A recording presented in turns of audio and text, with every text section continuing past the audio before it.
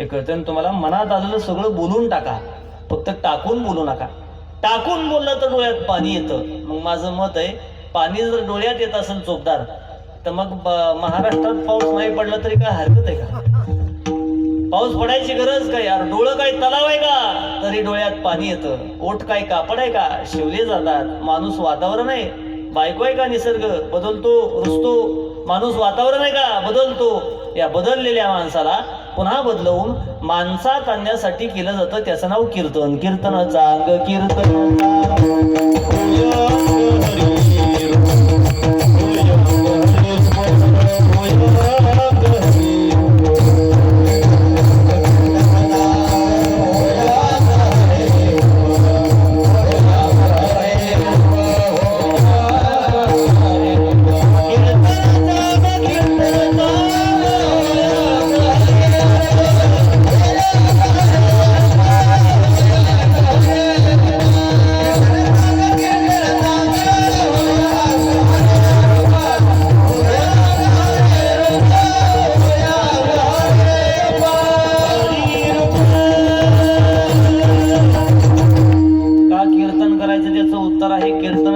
कीर्तन चांग होयंग हरी रूप.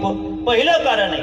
आणि जर तरुण भावंडाला आमच्या कोणी प्रश्न विचारला मानोली गावातला, का रे बाबा काय लय पैसा झाला का लांबनं बुवा बोलवतो कीर्तन ठेवतो, त्याचं उत्तर आहे कीर्तनात अशी ताकद आहे. माझ्या वाचनामध्ये सुंदर गोष्टी आल्या तेवढ्या सांगून जातो मानोलीकराला. मी तुमचा पाहुणा आहे पाहुणा. वस्ती कर वस्ती आला, प्रातःकाळी उठून गेला. जसा पाहुणा गावात येतो, माता मावल्या हो कार्यक्रम झाला की पाटेचा उठून जातो, तसा महाराज गावात येतो आणि जय विठ्ठल झाला की गावातनं निघून जातो. असा पाहुणा आहे तोवर तुम्ही माझं गोड ऐका आणि नुसतं ऐकून सोडून देऊ नका. हृदयाच्या 7व्या कप्प्यात ते बंद करून ठेवा. माझं वैयक्तिक मत आहे, कीर्तन जरा कमी ऐका, पण कीर्तनानं वर्तन सुधारलं तरच गावचं पारायण सफल झालं ही गोष्ट लक्षात ठेवा. कुठवर कीर्तन ऐकायची?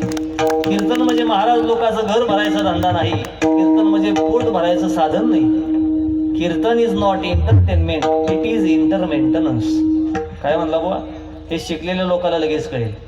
कीर्तन is not entertainment, it is intermaintenance. आत्मउद्धारासाठी केलं जातं तयानाम कीर्तन. म्हणून कीर्तनात इतकी मोठी ताकद आहे.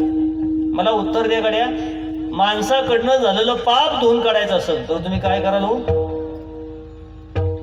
तुम्ही आजारी आहे का तुम्हाला मतदानाचा ताण आला? तुमच्याकडे नाही का? आमच्या महाराष्ट्रात, पश्चिम महाराष्ट्रात सध्या लय मोठा गोंधळ चालला. 7 फेब्रुवारी म्हटलं तर माणसं झोपलीच नाही हो रातोरात. मी तर महाराष्ट्रातल्या लोकांना आठवडं झालं आवाहन करतो, गड्या हो 7 तारखेला मतदान आहे तर मतदान करा. विठ्ठल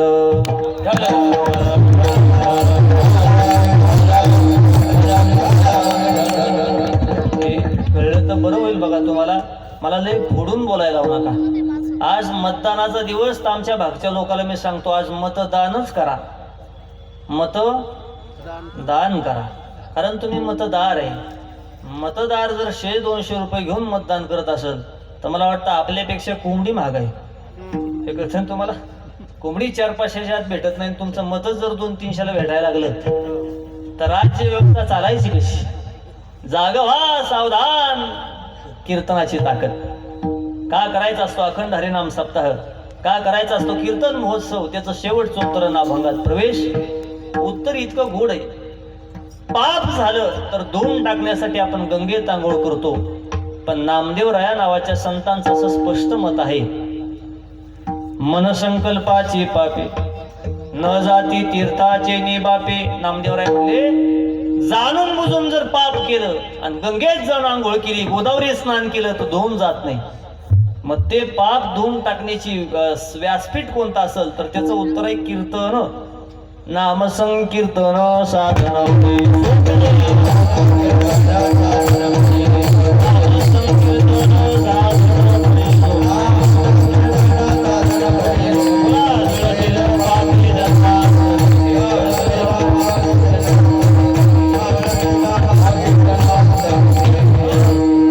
माऊलीच्या हरिपाठात तुम्ही मी म्हणतो नाम संकीर्तन साधन पै सोपे, जळतील पापे 2-4 दिवसाचे.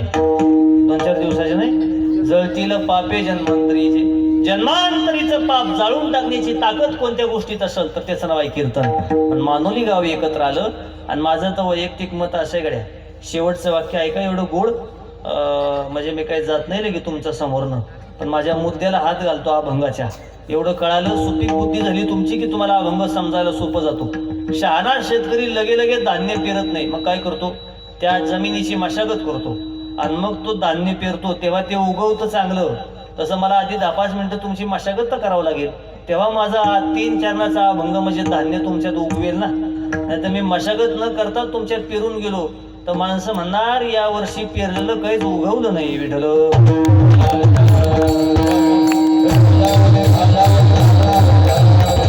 अशी ताकद आहे. जगाच्या पाठीवर भरपूर व्यासपीठ आहे, पण चांगलं वागा, चांगलं जगा, चांगलं राहा, मायबाप सांभाळा, सत्य बोला, धार्मिक कार्य करा, एकजूट राहा, तरुणांनी एकमेकावर प्रेम करा, जीवलक कमवा, मैत्री जिंका, हे सांगणारं शेवटचं व्यासपीठ आहे कीर्तनाचं.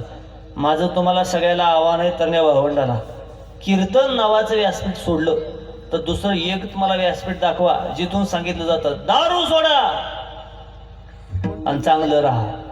कशाला सांगतील ते? अरे त्यांच्यात डिस्लरी आहे ना, तुम्ही जागे आहे ना. पुढारी तर कीर्तन भाषणात कधी सांगायचं नाही. एक पुढारी मला महाराष्ट्रात दाखवा, 288 आमदार आहे. एका आमदाराचं भाषण मला युट्यूबचं डाउनलोड करून दाखवा, लिंक पाठवा मला आमच्या गिरीदादाच्या मोबाईलवरनं, आणि मग त्यात लिहिलं पुढाऱ्यानं बोललेलं असावं, मानोली गावच्या लोकांना माझं आव्हान आहे, माझ्या मतदारसंघातल्या बंधू भगिनीनो, गावची पोरं जर आज निर्व्यसनी झाली तरच पुन्हा गावात पाऊल टाकील, नाही तर पुन्हा यायचो नाही. कोणी म्हणायचं नाही ते. माझी तुम्हाला तळमळीनं विनंती करूया, हे शेवटचं व्यासपीठ आहे. कीर्तन हे व्यासपीठ जर वगळलं तर बाकी सगळी व्यासपीठ तुम्हाला वाईट मार्गाला लावणारी आहेत विठ्ठल.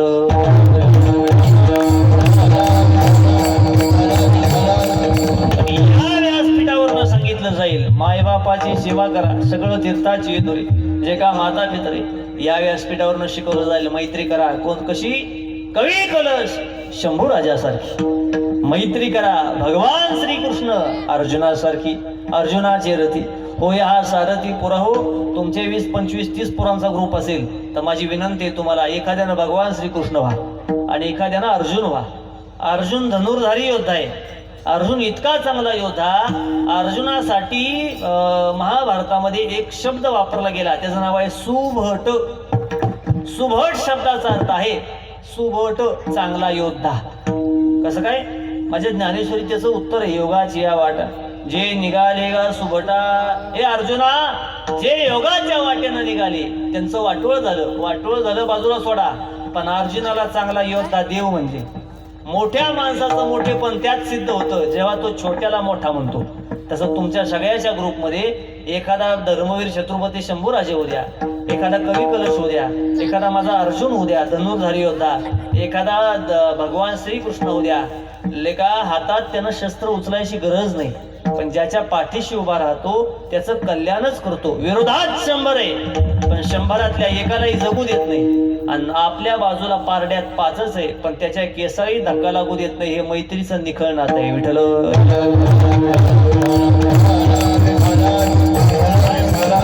आणि हे शिकवणारी ही जागा आहे, त्याला म्हणायचं कीर्तन. आता अर्थ कळाला. मग आजच्या दिवशी देवाकडे 3 चरणाच्या अभंगातनं मागणी का करायची? दुसरा मुद्दा त्याचं उत्तर आहे. आता सगळ्यांनी लिंक लागली, सावध बसा. कुणी बोलायचं नाही आपापसात. बोलायचं असलं तर हातवर करून माईक मध्ये बोला.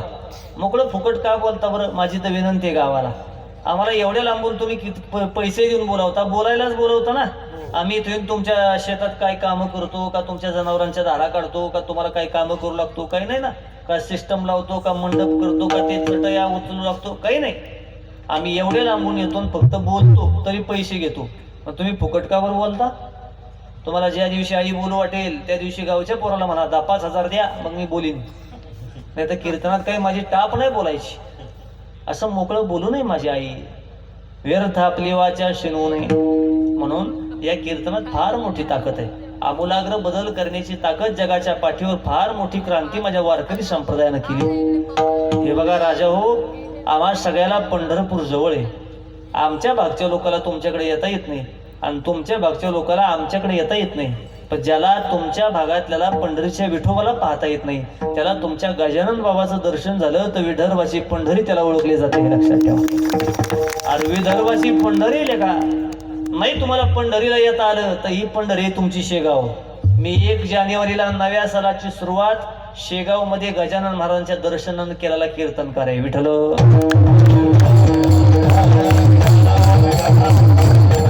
तुम्ही मला तारका देवे लय मानावं म्हणून मी बोलणारा बुवा नाही. माझ्या परस्पर कुणालाही विचारा, सगळ्या महाराष्ट्रभर कीर्तन करत फिरत असताना तोंडभर कौतुक मी एका देवस्थानचं करतो, त्याचं उत्तर आहे गजानन बाबांचं संस्थान. बस माझ्या आवडीच आहे, माझ्या प्राणप्रिय संस्थान आहे ते. महाराष्ट्रावर फिरतो आम्ही तर मी दाखले देतो लेका, त्याला संस्थानच उभं करायचं, त्यांना तिथला आदर्श घ्या. 1 रुपयाची कुठं पावती फाडली जात नाही, कुठं तुम्हाला हात पसरणारा माणूस दिसत नाही. आमच्या गजानन बाबांची कृपा इतकी मोठी, मानुलीकर तुम्ही तर पारायण करताच त्यांचं. गजानन बाबांची कृपा इतकी मोठी, गजानन बाबांच्या दरबारात कुणी हात पसरत नाही, आणि गजानन बाबा हात नाही पसरला तर कधी कमी पडू देत नाही. विठ्ठल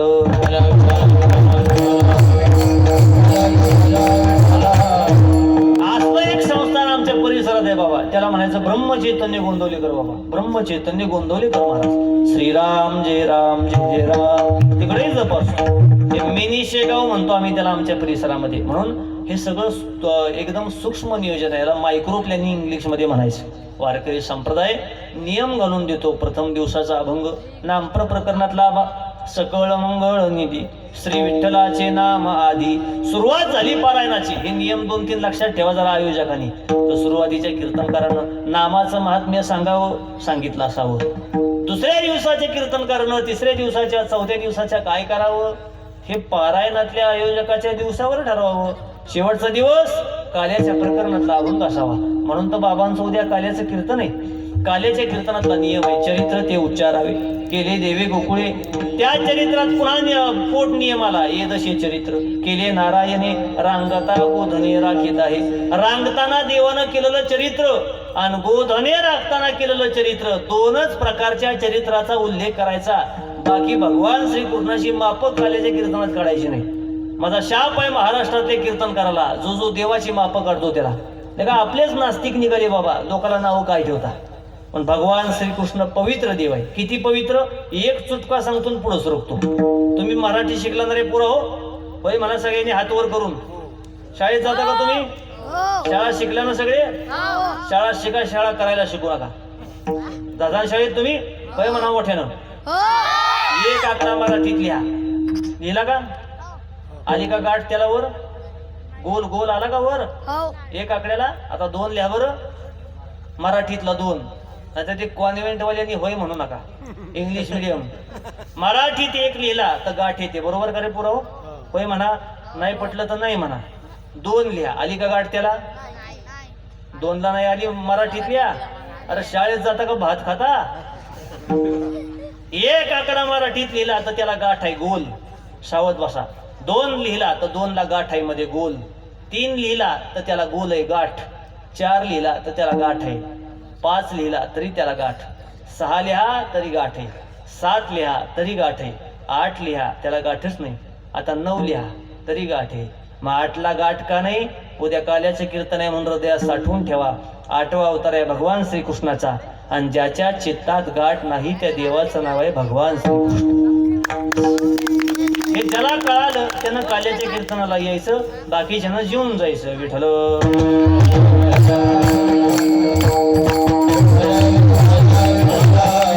लय पवित्र संस्कृती आमच्या वारकरी संप्रदायात. एक देवाचे नमुनेचे झाले बाबा. किती आदर्श घ्यावा इतका कमीच आहे. भगवान श्रीकृष्ण काय वाजवत होता रे पुरा हो? बासरी. आता त्या बासरीला सगळ्या जगातल्या झाडा झुडपांनी वाळीत टाकलं. वाळीत तुमच्याकडे काय म्हणतात? वाळीतच म्हणतात ना. त्याच्याशी बोलायचं नाही, त्याच्याशी भांडण करायचं अजिबात, त्याच्याशी कट्टी करायची, लहान पोराच्या भाषेत बोलायचं नाही, त्याच्याशी अबोला धरायचा अबोला. सगळ्या महाराष्ट्रातल्या झाडा झुडपांनी त्या बासरीला म्हणजे कळकाच्या काठीला वाळीत टाकलं. कुणी बोलत नाही त्याच्याशी. आणि मग त्या बिचाऱ्या बासरीनं उत्तर विचारलं. ते तुम्ही मानुलीकरांनी घरी घेऊन जा, तर तुम्हाला या वर्षीचा कार्यक्रम कळेल. की बासरी म्हणते, का ग बाई, महाराष्ट्रातले सगळी झाडं एका बाजूला झाली, मला एकटीलाच का बरं एका बाजूला टाकलं? ते म्हणले तुला देवानं जवळ घेतलं म्हणून तुझ्याशी आम्ही बोलत नाही. हे नीट लक्षात ठेवा गावकरी हो. कधी कधी जास्तीचं चांगलं वागणं सुद्धा माणसाला धोकादायक ठरतं. म्हणून तरुण पोरांच्या मनात एक प्रश्न असेल, महाराज हा माझ्याशी असा वागतो, तो माझ्याशी तसा वागतो. त्याच्यासाठी पोरा हो, माझ्या भावंडांनी महाभारत वाचा. महाभारतात भगवान श्रीकृष्णाच्या समोर एक शत्रू उभा आहे, त्याचं नाव आहे दुर्योधन. सगळी भावंड मारून टाकली दुर्योधनाची, आणि दुर्योधनाच्या डोळ्यातलं पाणी रडता रडता अर्जुनाला हात जोडतो. अर्जुना, माझी 99 भावंड मरून गेली म्हणून माझ्या डोळ्यात पाणी नाही. तुझ्या 5 भावातल्या एकालाही केसाला धक्का लागला नाही म्हणून माझ्या डोळ्यात पाणी. हे लक्षात ठेवायचं. कधी कधी आपलं चांगलं लोकांना पाहत नाही. आमचे गुरुजी नेहमी सांगतात, पोरांनो, तुम्हाला जर जगात शत्रू निर्माण करायचे असतील तर फक्त एकदा चांगलं वागून बघा. विठ्ठल.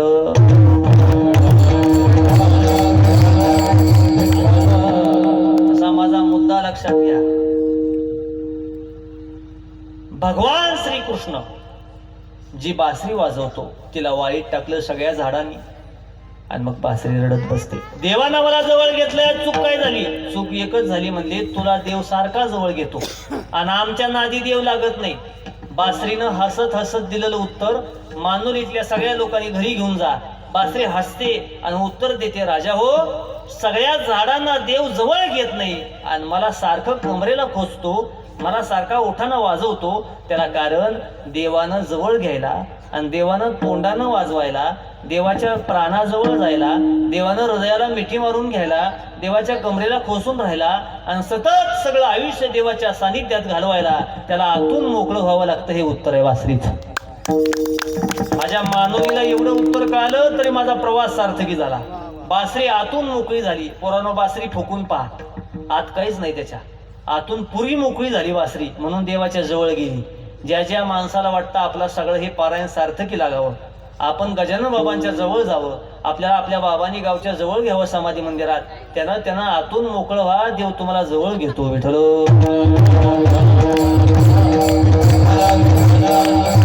जवळ घेतलेल्या साधू पैकी नाव आहे तुकोबरायांचं, आणि ते देवाकडे मागतात, एक मागणं द्या. बर, एक मागणं देतो तुकोबराय, पण तुमची परंपरा आम्हाला माहिती आहे. काय? काही मागणे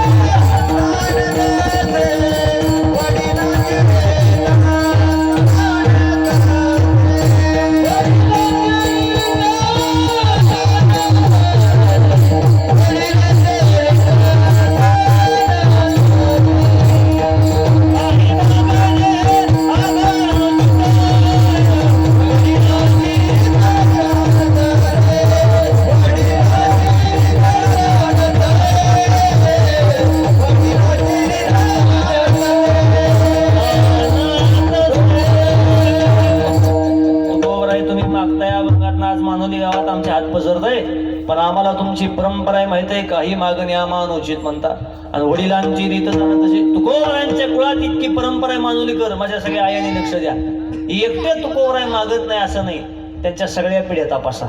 विश्वंभर बाबा हे तुकोबरायांचे मूळ पुरुष आहे. मूळ पुरुष, त्याला आपण पूर्वज म्हणतो. या विश्वंभर बाबापासून 8वा नंबर आहे तुकोबरायांचा, म्हणजे 8 पिढ्या झाल्या. 8 पिढ्यामध्ये तुकोबरायांच्या कुणी देवाला हात पसरला नाही आणि हेच द्या तेच द्या तेच द्या असं मागितलं नाही. आणि मग आजच्या अभंगात म्हणतात कसे मागणे ते एक मोठा प्रश्न आहे. आणि हे कोडं सुटलं तर आजचा अभंग सुटला. तुम्ही सावध बसला तर माझं उत्तर तुम्हाला कळेल.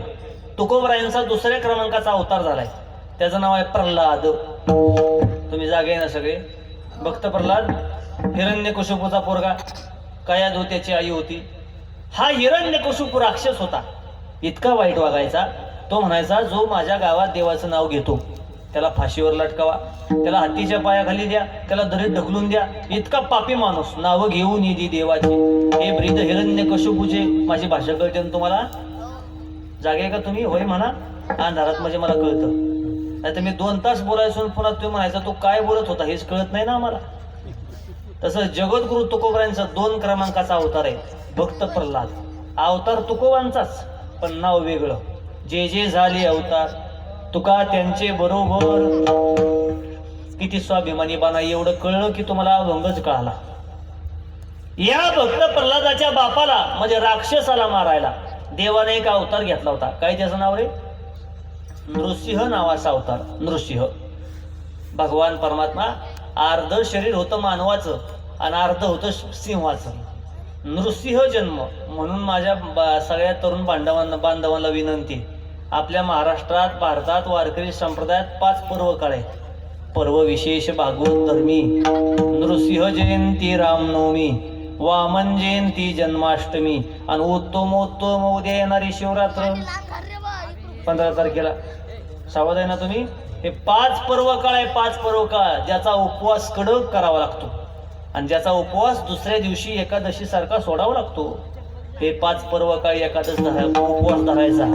आणि आया हो 15 दिवसाला येणारी एकादश म्हणजे महिन्याच्या 2 एकादशी, 12 महिन्याच्या 24 एकादशी आणि आता मी सांगितलेले 5 पर्व काळ 29 उपवास जो करतो तोच वारकरी विठ्ठल.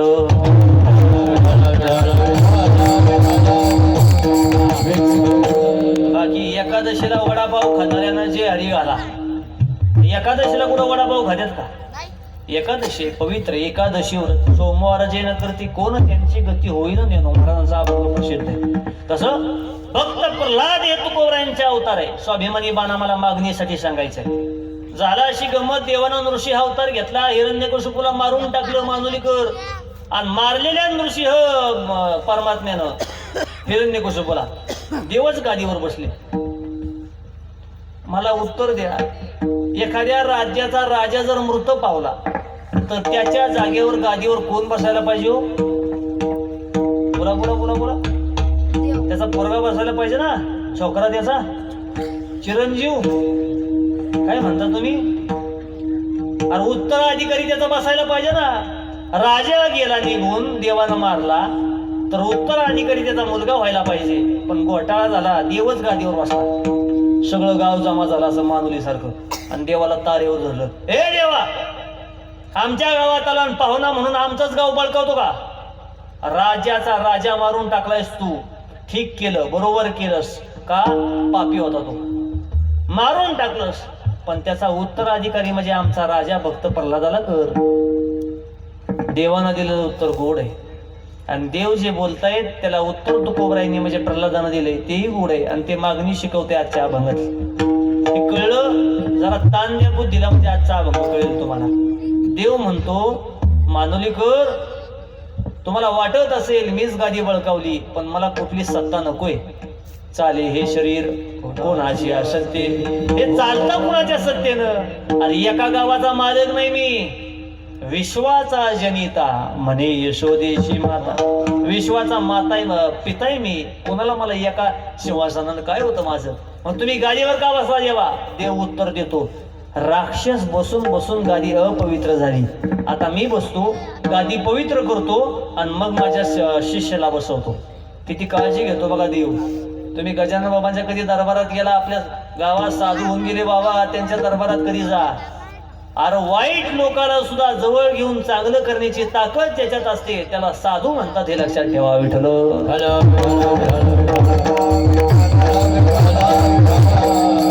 देवाचं बोलणं संपतं आणि देव आता उत्तर विचारतो. त्या शब्दातनं मागणी करते. सावध बसायचं, सगळ्यांना हलायचं नाही. देव विचारतो, प्रल्हाद जी मैं अभी कीर्तन करके आधे घंटे में जाने वाला हूँ, कुछ मांगना है तो मागो. प्रल्हादजी म्हणले, देवा तुम्ही विसरताय बहुतेक. का? तुम्ही आमच्या मतदारसंघात आलाय आणि इथला आमदार म्हणले मीच आहे. तुम्हालाच काय मागायचं असलं तर मागा. कारण राज्यात कोणाच्या आलाय? माझ्या बापाच्या. आणि बाप मेल्यावर राजा कोण आहे? मी. अजून विधी जरी झाला नसला तरी मीच राजे आहे. उलट तुम्हालाच मला मागायचं असलं तर मागा. किती स्वाभिमान आहे बा मला शिकवायचं आहे अभंगात नाथच्या. ते तुकोबराय आहेत. भक्त प्रल्हाद नाव जरी असलं तरी तुकोबराय म्हणजेच ते. देवानं कुठं पडलं. देव म्हणला मला मागणारे लय जण पाहिले, पण मलाच मागा म्हणणारा पहिलाच पठ्ठ्या पाहिला. बर मागतो, मी मागतो, तुला मागतो. देवानं काय मागितलं ऐका आता. देव म्हणतो तुम्ही माझ्याकडं काहीतरी मागावं, हे मला द्या. पोरा हो, बोला तर काना थोडी मारत असतो बरं का मी, बोलू नका. माझ्याकडे 2 मोठी मोठी ट्रक आहे, त्यात भरून नेतो लहानारी पोरं. विठ्ठल विठ्ठल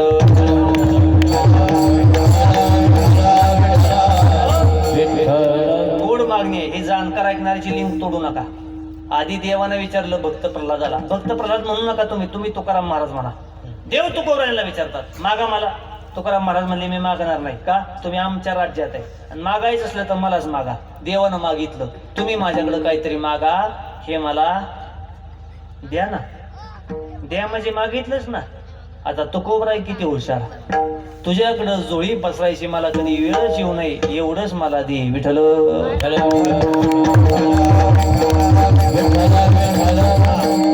हे एवढ्या सहजासहजी जर कळालं तर मला तुम्ही पुन्हा बोलवायचं नाही. का तर कळतच नाही ना लगेच. त्यासाठी हळूहळू ऐका. देव आहे आणि तुकोबराय या दोघाचा संवाद आहे आणि त्यातनं मागणी मला आजच्या अभंगात ती सांगायची. देव तुकोबरायला म्हणतो मला मागा. तुकाराम महाराज म्हणले मी मागणार नाही, तो आमच्या राज्यात आहे, तोच मला माग. याला म्हणायचं स्वाभिमान. गावात आमदार यावा, तुम्ही आमदारला म्हणायचं नाही आम्हाला संडास मंजूर करून द्या ना आम्हाला घरकुल मंजूर करून द्या. उलट आमदारला तुम्ही म्हणायचं आमदार साहेब गावात आलाय, काय देऊ तुम्हाला. तसं जगद्गुरु तुकाराम महाराज म्हणजे सामान्य कार्यकर्ता आणि जगाचा बाप म्हणजे देव आमदार समजा. आणि देव म्हणतोय मला मागा. मागणार नाही म्हणले मी, तूच मला माग.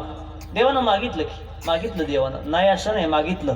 देवानं मागितलं तुम्ही माझ्याकडे काहीतरी मागावं, हे मला द्या.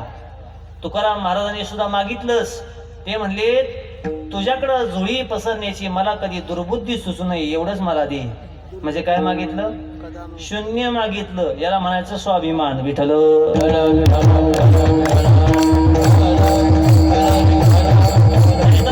तुमच्या माझ्या मागणीला ऊत आलाय ऊत. आमच्या वारी दिंडीत एक महिला वारकरी आलते गेल्या वर्षी. एकट्या आल्या नाही, जोडीनं आले.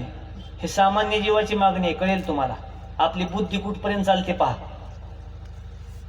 नवऱ्याच्या हातात कारभार नव्हता आणि हे कधीपासून झालं मला वाटतं त्याला लाडकी बहीण योजना कारणीभूत आहे. जसं का शासनानं आमच्या माता माऊलीला 1,500 पगार चालू केला तशी ही झाली मुख्यमंत्र्याची लाडकी बहीण.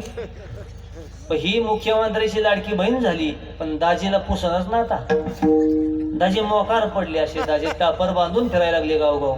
दाजीला कोणी विचारेना. दाजी दिंडीत आले. दाजीनं पता घेतला ज्ञानबा तुकाराम. त्या झाल्या तुळशीवाल्या आणि दाजी झाली नगरी पताकवाली. मागणी सामान्य जीवाची.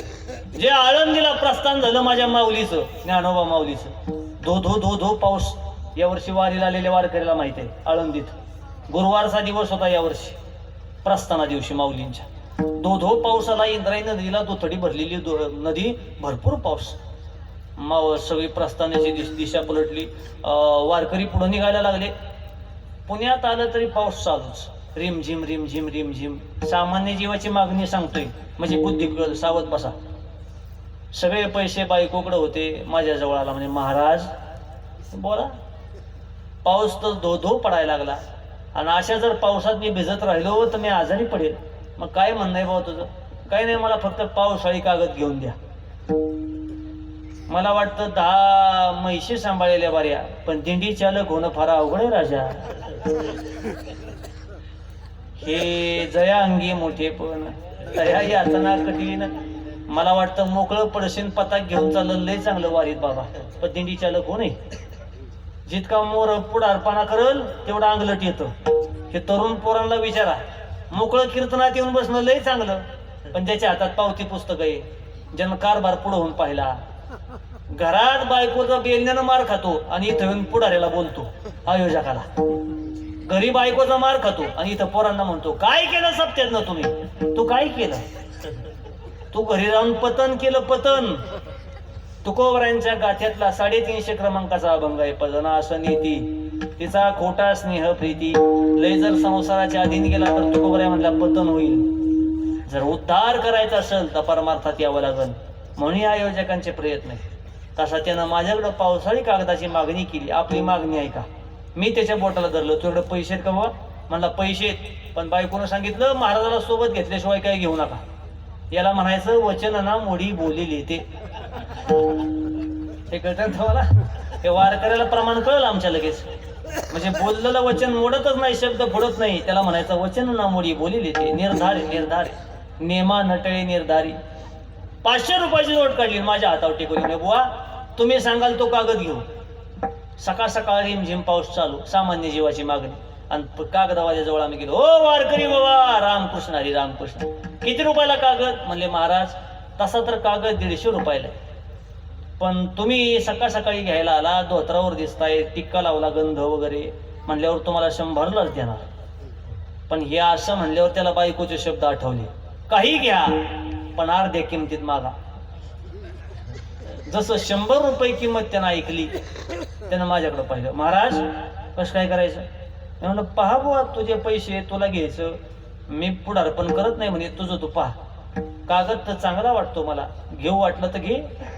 कितीला द्यायचा फायनल दुकानदार दादा? मीच म्हणलं जोरानं, का वारकरी आपल्या दिंडीतला ना, त्याला सोबत आणला म्हणजे गोपाळपुरातला काला होईपर्यंत सोबतच ठेवायचा त्याला. ते म्हणे फायनल महाराज 80 रुपयाला देतो तुमच्यासाठी. मी त्याला विचारलं 80ला परवडतंय का बाबा? ते म्हणला हा 40ला द्या. आता तर सुरू झाली मागणी. मागणी किती बुद्धी आहे सामान्य जीवाची. मी म्हणलं हे बघ पा, तुझं 40 त्यांना परवडत नाही, कारण दुकानदार म्हणतो माझी 70 रुपये खरेदी आहे आणि 10 रुपयांना नको का मग मला? मग फायनल केवढ्याला द्यायचा दुकानदार दादा? ते म्हणले हे बघा महाराज, तुम्ही आला म्हणून आणलेल्या किमतीत घेऊन जा, 70ला न्या. मी त्याला म्हणलं 70ला घ्यायचा का रे भाऊ? ते म्हणला नाही नाही 35ला घ्या. काय हाणून घ्यायचं का ते आपण आता? मी तर नोट त्याची त्याला वापस देऊन टाकली. बुवा तू घे कागद.